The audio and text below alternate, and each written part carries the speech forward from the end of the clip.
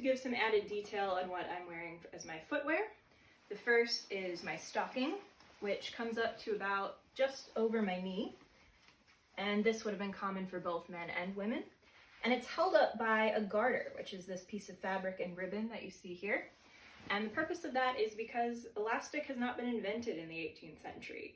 So there's no other way of holding the stocking up in place. So you would use either that ribbon or the piece of fabric or whatever you had on hand.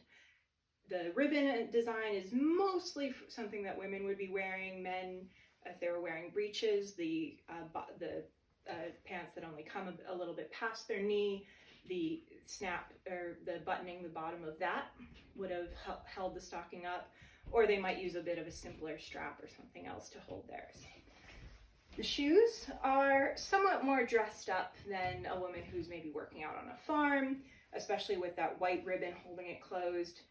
That's saying I'm not expecting to be getting them exceptionally dirty. I'm probably either managing my household, or maybe doing errands in the town, or even just running my own household.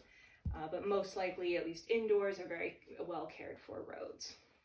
And they do have heels, which was common at the time, again, for both men and women. A lot of shoes were often designed that they wouldn't have a right or a left shoe. They were both designed symmetrically so that your foot could still fit inside either one. And the purpose of that is to make it a little easier to replace one or the other.